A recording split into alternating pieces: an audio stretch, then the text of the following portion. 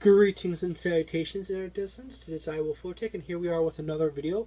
This time I'm going to cover one of the many books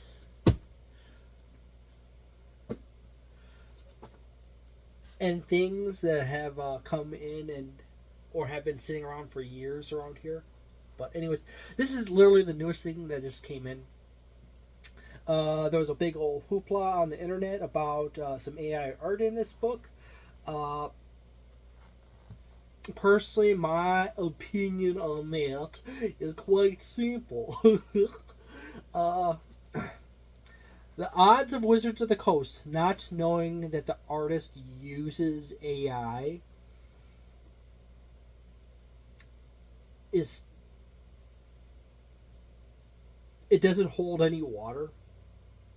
The artist actively promotes that he uses AI, and he is very pro NFTs and crypto and other fun stuff like that.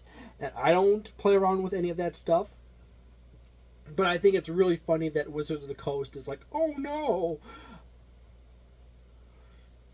It's literally the situation where it's probably the most likely situation with Wizards of the Coast is they knew, but they were not aware that it was such a taboo with various people in the Twitter or X community, and therefore, when they got really upset, Wizards of the Coast was like, "Oh no, we did not realize this. This actually was a thing," and then they just went with it. But anyways, this is not a terribly thick book. It only has approximately about 192 pages, which is about roughly the length of all three booklets for Spelljammer Adventures in Space combined. You got Bigby Presents Glory of the Giants. From my understanding of the lore of Bigby, there was no ties that Bigby has ever had with giants in the lore. And second of all, he was always a human wizard, not a gnome or a halfling or any short race. And if you were to look at the book cover,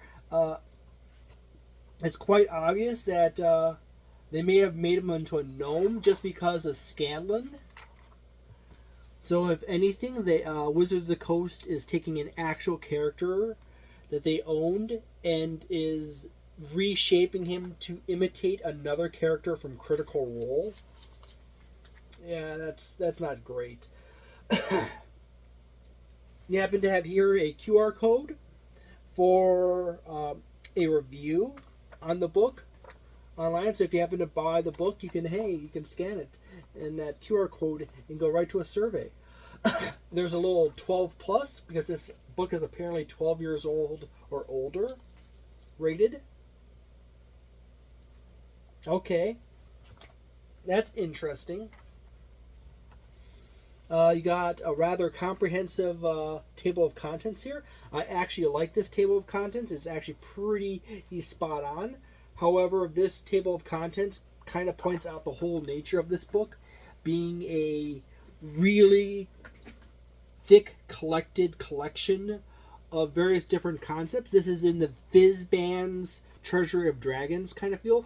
Fizban actually had a tie to dragons, where Bigby did not have any tie to giants, and I guess Wizards of the Coast basically just shoehorned him into giants. It's just because they needed someone for the job. You have this nice little opening section here. You just have some nice artwork and page motif. And then you kind of go straight to this. This basically just lays out the ordning and giant keen and all the lesser giants and the ones that got kicked out along the way that they brought back. Goliaths and furbolgs and some more stuff. You get some runes here, which is pretty decent, although that's not authentic runes. Of course, they would have to do it like that because That way, if they make new runes or they use runes they already have ownership of in D&D, they can maintain a copyright on that. Or if they were use actual normal runes, they can't. You got a section on character creation. Oh, dear goodness. Morden Kanan has come across a friend who has been smashed quite badly by that rock that was thrown by that frost giant. But anyways, you have this character creation section here. It starts into elemental cleave and a few other things relating to the background section. And suggests, hey, if your players are using backgrounds that already include feats as a component, like such as the rune carver feat that's new to this book, or the foundling, giant foundling origin, which also includes a feat that gets included in it, you can use this bonus feature explanation and give them skilled or tough. Okay. I kind of do that stuff already. Yes, it is. Oh, by the way, you happen to have the subclass option, Barbarian Path of the Giants here. It just gets crammed in here just before backgrounds. This is a common pattern or theme with this book, where it just simply just sticks things in and then just compacts everything into it. So most books will have something like a big header explaining, hey, subclass options for da-da-da-da, explaining the concept, so forth, or other things like that. It just throws subclass option right down here, little explanation, Barbarian Path of the Giants.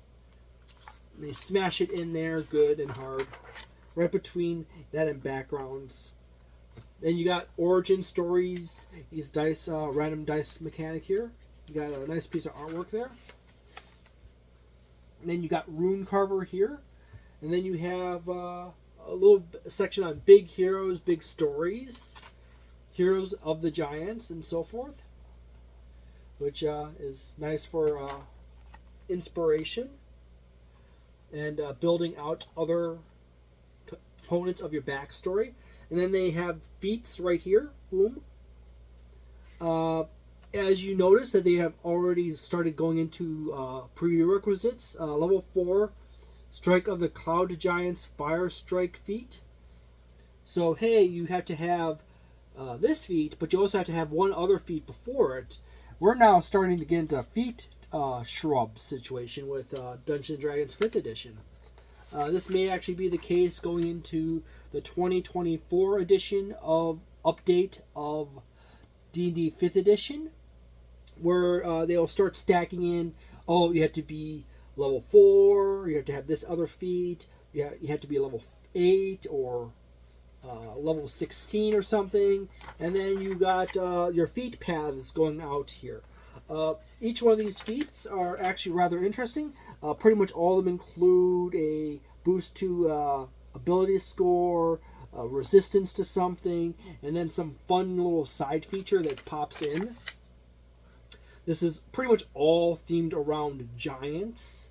Pretty much every single feat. You got fire giants, cloud giant feats, rune sharpener feat, which is actually one of the few extra side special ones that's tied to the rune carver or background in the previous section. You got strengths and vigors and other fun stuff. Giants in play. You have this fun little scene here where apparently Bigby is with his friend. I cannot pronounce her name.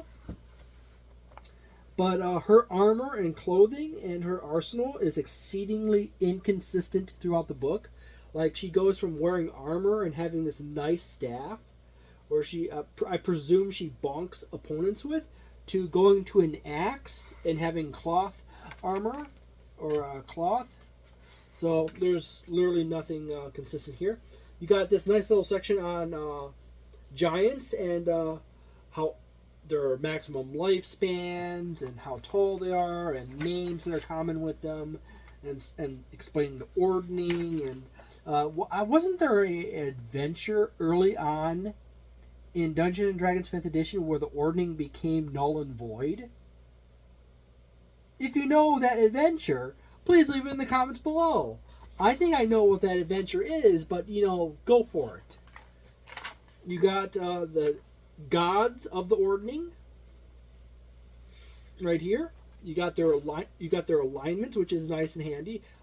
Suggested clerical domains and symbols. And you got priest rites and litanies and Arlenus. Got various demon lords related to giants and so forth.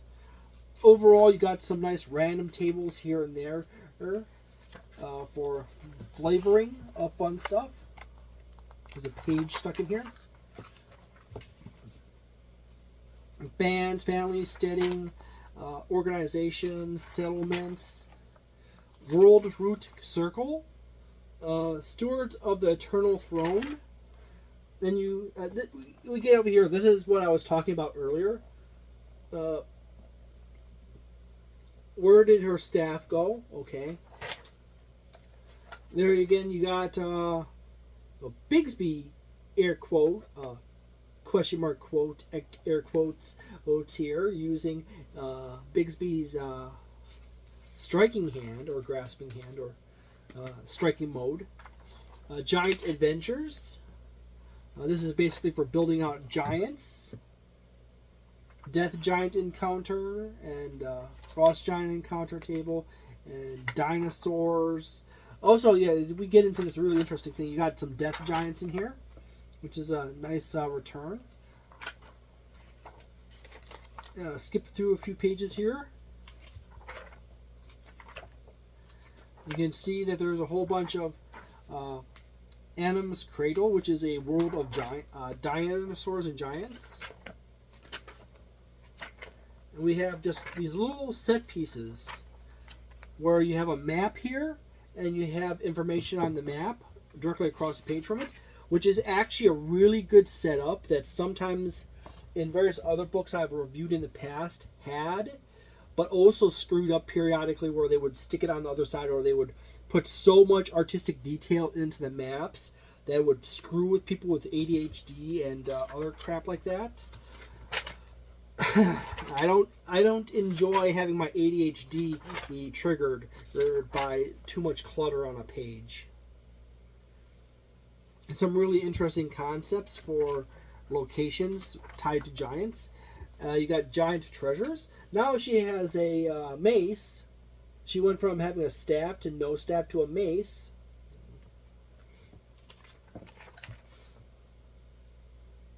And we now have entire section on magical items and items you can collect from giants. And this is actually a fairly nice section. You have the standard bags for like hill giants, frost giants, storm giants, and so forth. And then you get into the magical items here. Adze of Annam, which is classified as a great axe. I don't think that would count as a great axe. Maybe a hand axe. Yeah, I would think an adze would be a hand axe, not a great axe. Or just a plain axe. Armor of Safeguard.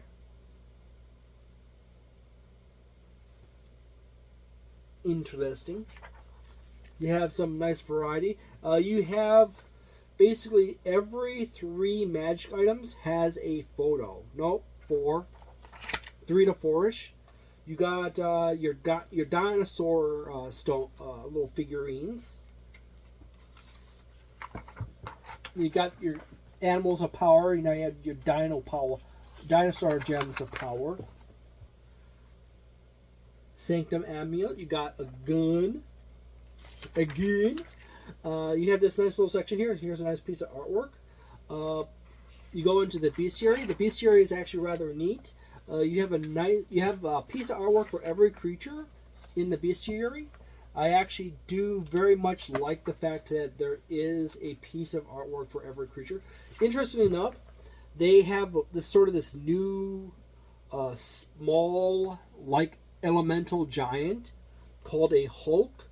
Like a Cinder Hulk is basically the small fire opponent. You have a Earth Hulk. You have a Husk Hulk. You got Cloud Giant. Got new variants of Cloud Giants. Got your Death Giants here, which serve the Raven Queen. And then you have dinosaurs, and these are not normal dinosaurs. And there's a very important note for all the Druid players that are watching this video.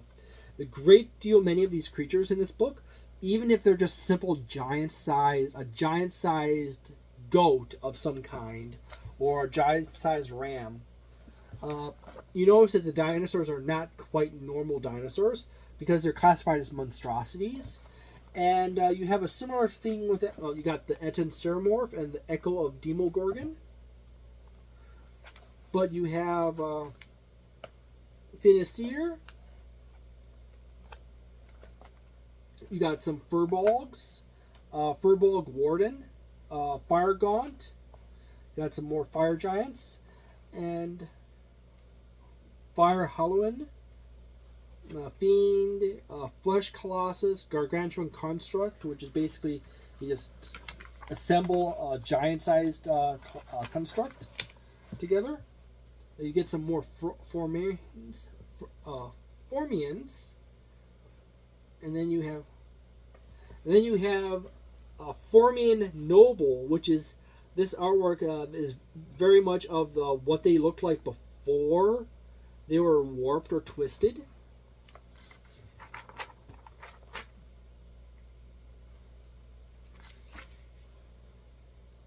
Frost Giant Ice Sharpener. This is the AI modified artwork right here, as well as this one right here, and that one probably too. But then you get to there's another one, and then you get to Giant Goose, Giant Lynx, and Giant section. These are not beasts. I'm sorry to say this to all the Druid players out there. They're actually classified as Fae, which is kind of a horrible, horrible screw that Wizards of the Coast made towards Druids. And quite frankly, I understand to an extent why Wizards of the Coast is just absolutely terrified of making more beasts. Even if you got like something like this giant ram here, it's still a large Fae. You got a giant tick, you got a giant ox, you got a gigant, which is a really big, looks like a demon grasshopper, but it's a gargantuan monstrosity. CR20. Goliath Giantkin. But anyways, it's important to denote that Grinning Cat, which is a large Fae,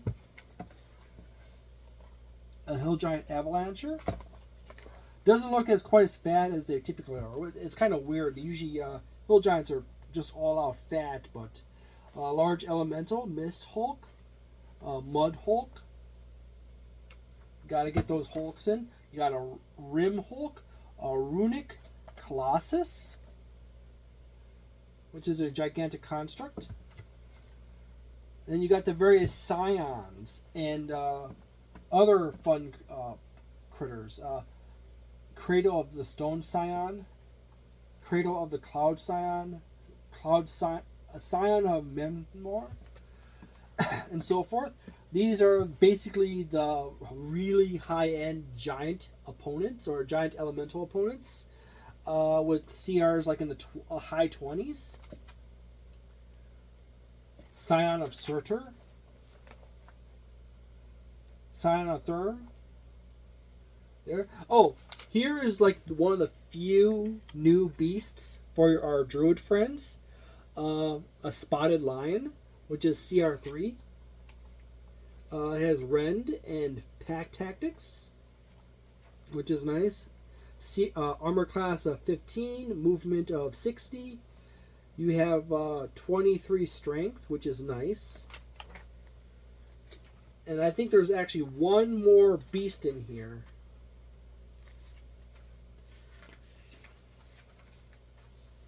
You got the stone giants, and you've got storm crabs. You got the storm giant, higher tier storm giants. And then you have Titan Not Here, which is a CR5. He has 50 speed, armor class of 16, challenge rating of 5, as I said before. He has Stomp and Beasts of Burden, which basically means it's capable of pulling stuff along that's much bigger than it. It is a huge size critter. And you got some new trolls, which is kind of nice here. Then you have a nice little list back here of all the creatures in the book, divided up by type of creature, like frost giants, hill giants, stone, cloud, fire. You got giant kinds. You got all your giants separated out. You got other giants. You got challenge ratings for the your opponents or monsters here. And then you got a list of creature, as I said, creature types before here. You got aberrations, beasts, celestials, constructs, elementals, fae, fiends, giants, nice long list of giants, humanoids, monstrosities, oozes, and undead. And then they top it off with a section of artwork in the back here, which drops it up to there's 190 pages before they show you the artwork here. But then you have this other one extra page at the very back with adventure hooks tied to giants. So there you go. My personal opinion of the book is that considering that it's Wizards of the Coast is raising the price to it's $60, that kind of chinks off the score of the book a little bit. You start increasing the price, and the book is fairly thin. You get myself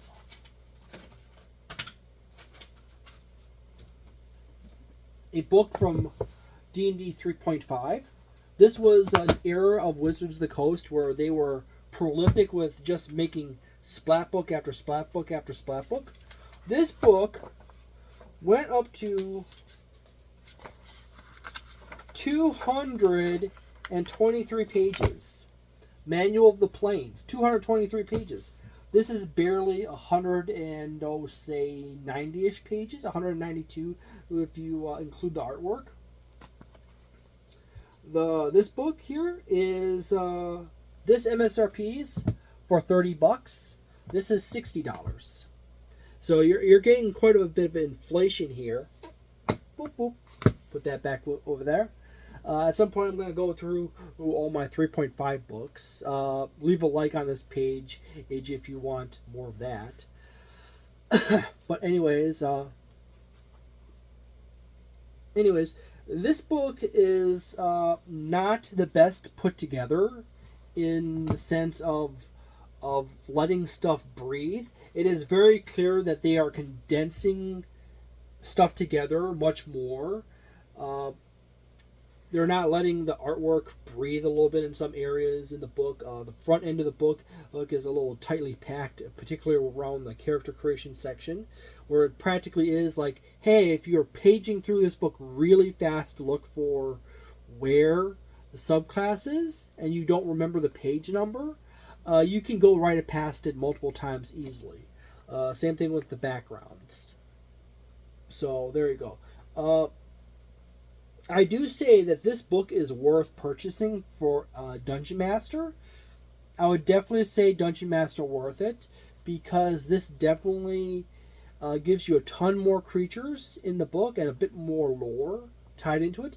And as a player, the subclass for the barbarian is neat, but it's not the most awesome thing there is about the book. It's a decent subclass, and if you really like to play barbarians and want to toss stuff around, okay.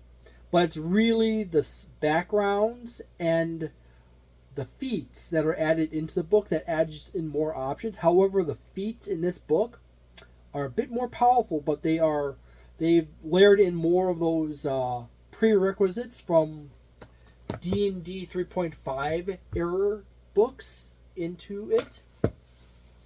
So now you have levels, and you have to have a feat before this, and